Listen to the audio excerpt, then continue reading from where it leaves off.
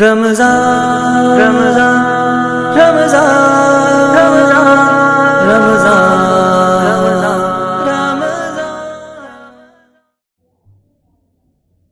السلام علیکم ورحمۃ اللہ وبرکاتہ۔ الحمد للہ رب العالمین والصلاة والسلام علی سید المرسلین وعلی آلہ واصحابہ اجمعین، اما بعد۔ آج کا عنوان ہے میاں بیوی کے حقوق۔ اعوذ باللہ من الشیطان الرجیم، بسم اللہ الرحمن الرحیم۔ الرجال قوامون على النساء بما فضل الله بعضهم على بعض وبما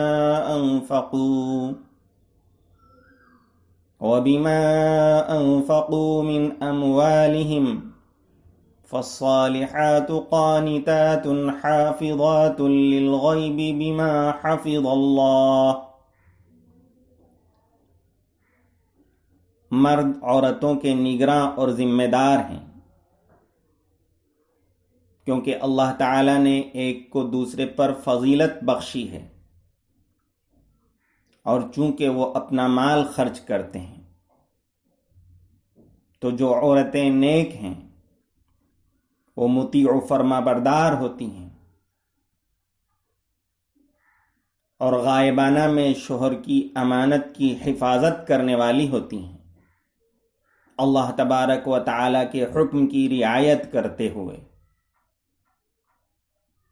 حضرات، اس آیت میں اللہ تبارک و تعالی نے مرد اور عورت کے حقوق اور ان کی آپس کی ذمہ داریاں بڑے مختصر لیکن نہایت خوبصورت انداز میں بیان فرما دی ہیں۔ مرد کو اللہ تبارک و تعالی نے گھر کی نگرانی دی، اختیار دیا۔ یہ ایک طرف فضیلت اور فوقیت کی بات ہے، تو دوسری طرف ذمہ داری اور امانت بھی ہے کہ اپنے گھر کو صحیح طریقے سے اللہ کے حکم کے مطابق چلانا اس کی ذمہ داری بنتی ہے۔ حضرت مجاہد رحمۃ اللہ علیہ نے فرمایا کہ تعلیم و تربیت اور ادب سکھانا بھی اس میں شامل ہے۔ حدیث شریف میں بیان فرمایا گیا، الرجل راع فی اہل بیتہ وہو مسئول عن رعیتہ، کہ آدمی اپنے گھر والوں کا ذمہ دار ہے اور اس سے اس کی ذمہ داری کے بارے میں قیامت میں پوچھا جائے گا۔ پھر اللہ تعالی نے مرد کو کیوں ذمہ دار بنایا؟ مرد کو اختیار اور حاکمیت کیوں عطا فرمائی؟ اس کی وجہ اللہ تبارک و تعالی نے ایک تو تقدیری اور اپنے فیصلے کو بیان فرمایا کہ یہ اللہ تبارک و تعالی کی طرف سے تقسیم ہے، اللہ تعالی کی طرف سے یہ ایک دوسرے کو فضیلت بخشنا ہے۔ اور دوسری وجہ اللہ تبارک و تعالی نے یہ بیان فرمائی کہ مال خرچ کرنا مرد کی ذمہ داری ہے۔ مال خرچ کرتے ہیں، اس لیے بھی اللہ تبارک و تعالی نے ان کو نگرانی عطا فرمائی۔ لہذا مال خرچ کرنا یہ مرد کی سب سے اہم ذمہ داری ہے۔ اس میں ایک طرف مہر کی ادائیگی داخل ہے، تو دوسری طرف نان نفقے کا صحیح طریقے سے ادا کرنا بھی شامل ہے۔ جو مرد مہر کو ادا کرنے میں کوتاہی برتتے ہیں، وہ اپنی بیوی کا حق تلف کرتے ہیں، آخرت میں ان سے پوچھا جائے گا اور گرفت ہوگی۔ اسی طریقے سے نان نفقے کو پورے طور پر ادا کرنا اور اچھے طریقے سے روزی روٹی کا انتظام کرنا اور کپڑے لتے کا نظم کرنا مرد کی ذمہ داری ہے۔ اللہ کے رسول صلی اللہ علیہ وسلم نے فرمایا کہ تطعمها اذا طعمت وتكسوها اذا اكتسيت، کہ جو تم کھاؤ وہ اپنے گھر والوں کو کھلاؤ، جو تم پہنو وہ اپنے گھر والوں کو پہناؤ۔ ان تحسن الیہن فی طعامہن وکسوتہن، کہ تم کھانے پینے میں اور کپڑے لتے میں اچھا طریقہ اختیار کرو، کوئی کمی نہ کرو، یہ تمہارے اوپر حق بنتا ہے۔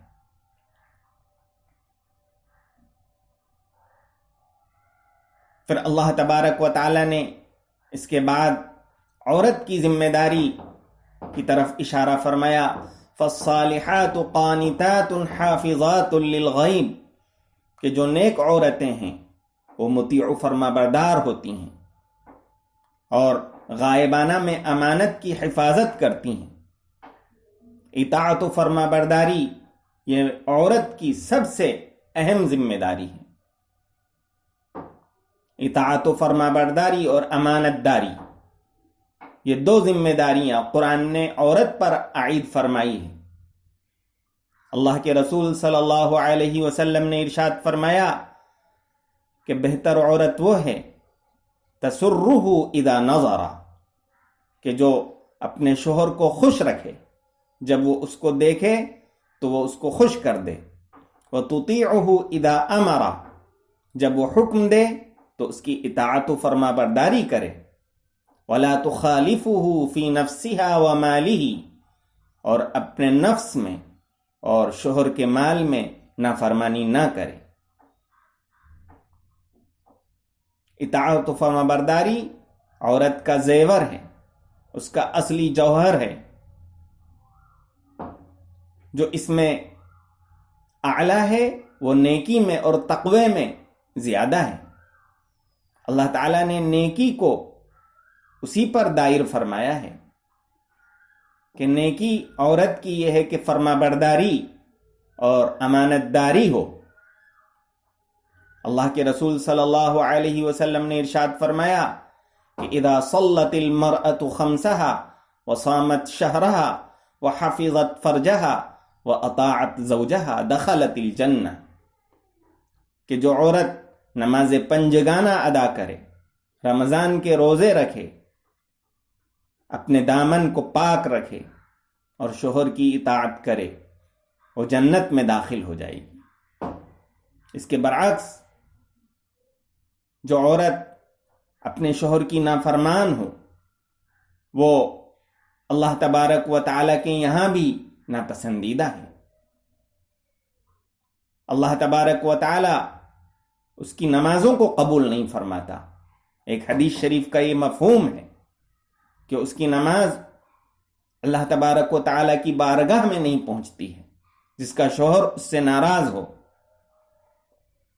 لہذا جو عورت نیک ہے وہ خود فرما بردار ہوگی اور امانت دار ہوگی، لیکن اگر تمہیں ڈر ہو اور آثار ظاہر ہوں نافرمانی کے تو تم کیا کرو؟ یہ نہیں کہ فوراً مارنا شروع کر دیا، بلکہ اللہ تبارک و تعالیٰ نے ارشاد فرمایا واللاتی تخافون نشوزہن فعظوہن، کہ جن کی نافرمانی ظاہر ہو رہی ہو اور اس کے آثار دکھ رہے ہوں تو پہلے سمجھاؤ۔ تمہیں محسوس ہو نافرمانی کی ابتدا تمہیں معلوم ہو تو پہلے وعظ و نصیحت کرو، معاملہ زیادہ آگے بڑھے اس سے پہلے ہی اس کو حل کر لو، فعظوہن۔ لہذا وعظ و نصیحت اور تعلیم و تربیت یہ سب سے اہم ذریعہ ہے اصلاح کا۔ اس کے ذریعے سے وہ اپنی عورت کی اصلاح کر سکتا ہے، دین کی باتیں سمجھائے، آخرت سے ڈرائے، اللہ تبارک و تعالیٰ کا فرمان سنائے۔ فعظوہن۔ دوسرا قدم اس کو کیا رکھنا ہے یہ قرآن شریف نے بیان فرمایا، وَاهْجُرُوهُنَّ فِي الْمَضَاجِعِ، کہ ان سے ناراضگی کا اظہار کرو اور ان کو بستر میں چھوڑ دو. ان سے تم کچھ دنوں کے لیے قطع تعلق بھی کر سکتے ہو تاکہ ان کی اصلاح ہو جائے، لیکن اس سے اصلاح مقصود ہو. اور بعض علماء نے فرمایا کہ 3 دن سے زیادہ قطع تعلقی درست نہیں. جو عورت شریف ہوگی اس کا اثر قبول کرے گی اور بڑی متاثر ہوگی اور اس کی اصلاح ہو جائے گی. پھر اگر اس سے بھی اصلاح نہ ہو تو فرمایا وَضْرِبُوهُنَّ، پھر تمہیں مارنے کی اجازت ہے، لیکن یہ اجازت ہے، یہ واجب نہیں ہے اور پسندیدہ بھی نہیں ہے، بلکہ آخری قدم ہے. حضرت امام رازی رحمت اللہ علیہ نے اپنی تفسیر میں فرمایا کہ اگر پہلے قدم سے بات بن جائے، یعنی وعظ و نصیحت سے معاملہ حل ہو جائے، تو پھر دوسرا قدم نہیں اٹھانا چاہیے. اور انتہائی ناگزیر صورت میں ضرب کی اور مار کی اللہ تبارک و تعالی نے اجازت دی ہے. ابن عباس رضی اللہ تعالی عنہ سے ابو داؤد میں روایت ہے اور ایک دوسرے صحابی سے اور روایت ہے کہ اللہ کے رسول صلی اللہ علیہ وسلم نے حضرت عمر رضی اللہ تعالی عنہ کی شکایت کرنے پر عورتوں کو مارنے کی اجازت عطا فرمائی. پھر جب آپ نے اجازت دے دی تو شکایتیں آنے لگی. عورتیں آ کر اللہ کے رسول صلی اللہ علیہ وسلم کی ازواج سے اپنے شوہروں کی شکایت کرنے لگیں. جب شکایتیں زیادہ ہو گئیں تو آپ نے مردوں کو نصیحت فرمائی اور خطاب میں فرمایا کہ میرے گھر والوں کے پاس عورتیں شکایت لے کر آ رہی ہیں کہ ان کے شوہر ان کو مارتے پیٹتے ہیں. آپ نے فرمایا لیس اولئک بخیارکم، یہ بہتر لوگ نہیں ہیں، یہ افضل لوگ نہیں ہیں. گویا کہ آپ نے ارشاد فرمایا اجازت تو ہے، لیکن اس کا مطلب یہ نہیں کہ برے طریقے سے مارنا شروع کیا اور ہر وقت مارنا شروع کیا، بلکہ آپ صلی اللہ علیہ وسلم نے ارشاد فرمایا کہ ایسی مار مارو جس کا اثر باقی نہ رہے. ان تضربوهن ضربا غیر مبرح ولا تضرب الوجہ، یہ بھی فرمایا کہ چہرے پر نہ مارو، چہرے پر مارنے سے منع فرما دیا گیا. آپ نے فرمایا کہ الی ما یضرب احدکم امرأته جلد الامۃ، کہ اپنی بیوی کو اس طریقے سے کیوں مارتے ہو جیسے ایک باندی کو مارا جاتا ہے. وہ اللہ تبارک و تعالی کی بندیاں ہیں. آپ نے فرمایا کہ استوصوا بالنساء خیرا، کہ اے مردوں عورتوں کے بارے میں حسن سلوک کی وصیت قبول کرو. میں وصیت کرتا ہوں کہ عورتوں کا خیال رکھو. ان کی فطرت میں کچھ کجی ہوتی ہے، کچھ کمی ہوتی ہے، وہ باقی رہے گی، لیکن تمہیں ان کے ساتھ اچھا سلوک کرنا چاہیے. بخاری شریف میں یہ روایت ابو ہریرہ رضی اللہ تعالی عنہ سے مروی ہے، استوصوا بالنساء خیرا فإنہن خلقن من ضلع، کہ وہ پسلی سے پیدا کی گئی ہیں، لہذا ان کے اندر ٹیڑھا پن ہونا یہ فطری بات ہے، تو تم اس کو برداشت کرو. قرآن شریف میں بھی اللہ تبارک و تعالی نے مردوں کو عورتوں کے ساتھ اچھا سلوک کرنے کی وصیت فرمائی اور ارشاد فرمایا وعاشروہن بالمعروف، کہ ان کے ساتھ اچھے طریقے سے زندگی گزارو، برا طریقہ اختیار نہ کرو، ان کے حقوق تلف نہ کرو. فَإِن كَرِهْتُمُوهُنَّ فَعَسَىٰ أَن تَكْرَهُوا شَيْئًا وَيَجْعَلَ اللَّهُ فِيهِ خَيْرًا كَثِيرًا، اگر تمہیں ان سے نفرت اور ناپسندیدگی ہے تب بھی ان کے ساتھ حسن سلوک کرتے رہو، کیونکہ ہو سکتا ہے کہ تم ایک چیز کو ناپسند کرو اور اللہ تبارک و تعالی اس میں تمہارے لیے بڑی خیر عطا فرما دے۔ اللہ کے رسول صلی اللہ علیہ وسلم نے ارشاد فرمایا، لا يفرق مؤمن مؤمنة ان کرہ منہا خلقا رضی منہا آخر، کہ کوئی مومن مرد کسی مومنہ عورت سے نفرت نہ کرے، اس کی ایک عادت اگر بری لگے گی تو ہو سکتا ہے کہ دوسری عادت اچھی بھی اس کی ظاہر ہو، ایک میں ایک کمی ہے تو دوسری خوبی بھی ہے۔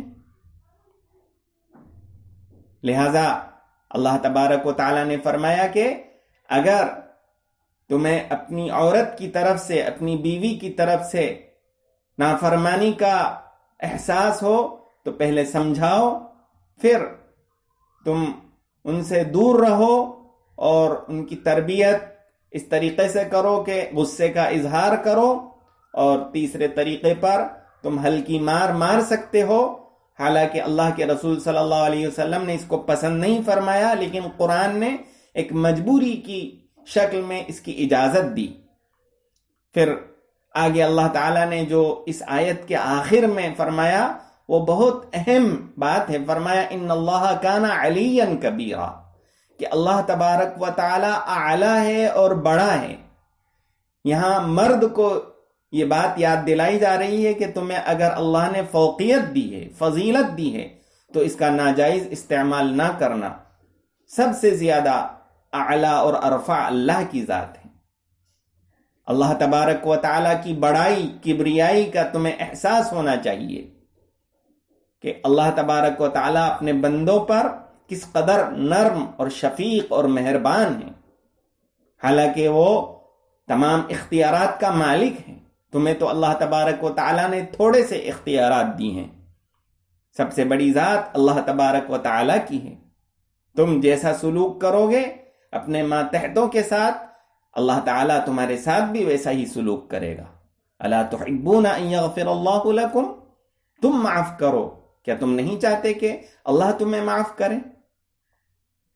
پھر آگے اللہ تبارک و تعالیٰ نے فرمایا وَإِنْ خِفْتُمْ شِقَاقَ بَيْنِهِمَا فَابْعَثُوا حَكَمًا مِّنْ أَهْلِهِ وَحَكَمًا مِّنْ أَهْلِهَا، کہ اگر تمہیں یہ ڈر ہو اے مسلمانوں کے مرد اور عورت کے درمیان جدائیگی ہو جائے گی اور بات بنتے نظر نہیں آ رہی ہو، دونوں میں آئے دن اختلافات ہوتے ہو رہے ہوں، اگر تمہیں یہ محسوس ہو تو فَابْعَثُوا حَكَمًا مِّنْ أَهْلِهِ وَحَكَمًا مِّنْ أَهْلِهَا، تو فرمایا کہ ایک عورت کے گھر والوں میں سے ایک شخص سمجھدار اور قابل اعتماد کا انتخاب کرو، اور ایک مرد کے خاندان میں سے ایک شخص کا انتخاب کرو جو سمجھدار ہو اور قابل اعتماد ہو، اور دونوں فیصل مل کے وہ معاملے کو حل کرنے کی کوشش کریں اور دیکھیں کہ کس کی طرف سے کمی ہے، اور پھر اس کے اوپر وہ عائد کریں ذمہ داریاں اور اس کمی کو دور کرنے کی تلقین کریں۔ اور حاکموں کو بھی یہ حکم ہے کہ وہ اپنا اختیار استعمال کریں۔ اگر مسلمان اس طریقے کو اپنائیں تو بہت سارے خاندان درہم برہم ہونے سے اور منتشر ہونے سے بچ جائیں، کہ فوراً طلاق نہیں دینا چاہیے، فوراً جدائیگی کی صورت اختیار نہیں کرنا چاہیے، بلکہ جہاں تک ہو سکے بات کو بنانے کی کوشش کرنا چاہیے۔ فرمایا ان یریدا اصلاحا یوفق اللہ بینہما، اگر یہ دونوں فیصل ایک مرد کے خاندان کا اور ایک عورت کے خاندان کا جو سمجھدار ہو، ذی شعور ہو، صاحب علم ہو، علم و حکمت والا ہو، یہ دونوں طے کریں اور یہ کوشش کریں کہ کسی طریقے سے بات بن جائے، اگر یہ اصلاح کرنے کا صحیح جذبہ رکھیں گے اور صحیح مقصد سے اللہ سے ڈر کے اصلاح کرنے کی کوشش کریں گے تو اللہ تبارک و تعالی دونوں کے درمیان اصلاح کی صورت پیدا فرما دے گا۔ یوفق اللہ بینہما ان اللہ کان علیما خبیرا، اللہ جانتا ہے اور باخبر ہے۔ اللہ تبارک و تعالی ہمیں ایک دوسرے کے حقوق کو سمجھنے اور ادا کرنے کی